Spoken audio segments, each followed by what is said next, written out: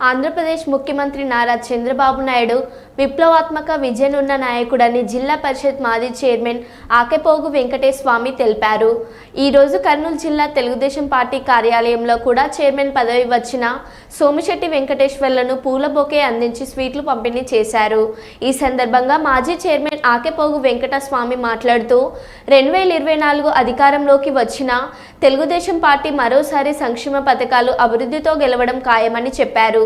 రానున్న రోజుల్లో సూపర్ 6తో పాటు అనేక సంక్షేమ పథకాలను తెలుగుదేశం పార్టీ అమలు చేయడంతో ఆంధ్రప్రదేశ్ రాష్ట్రం అభివృద్ధిలో పరుగులు తీయడం ఖాయమన్నారు.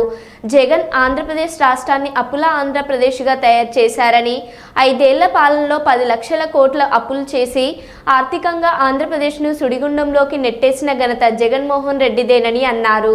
ఈ కార్యక్రమంలో మల్లెల పుల్లారెడ్డి, ఆకెపోగు వేణుగోపాల్, శివశంకరాచారి పాల్గొన్నారు.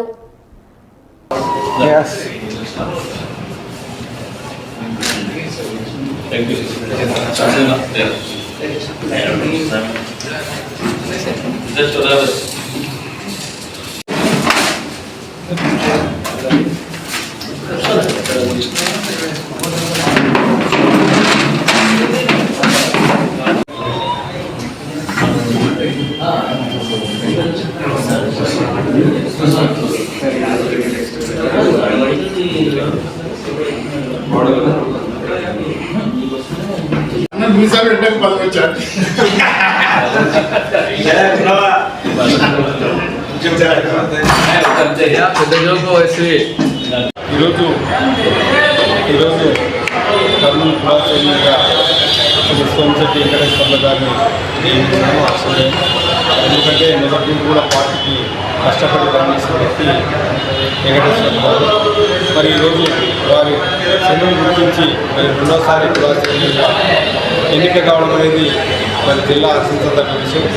ఏది ఏమైనా మరి ఈరోజు రాష్ట్రంలో టీడీపీ అధికారంలోకి వచ్చి 3 నెలల్లో 100 రోజులు దాటిన వెంటనే అనేక సంక్షేమ పథకాలు అంటే ఉచిత గ్యాస్, మరి 3,000 నుండి 4,000 రూపాయలు, మరి అదేవిధంగా అనేక సంక్షేమ పథకాలు అమలు చేస్తూ మరి రానున్న రోజుల్లో మరి 2029 కూడా ఈ రాష్ట్రంలో మరోసారి ముఖ్యమంత్రిగా చంద్రబాబు నాయుడు ఎన్నికైతాడని ఆశిస్తున్నాం. ఎందుకంటే ఖచ్చితంగా ఆయన చేసే సంక్షేమం, ఆయన చేసే అభివృద్ధి మరి రాష్ట్రానికి మరి వెన్నెముక లాంటిది.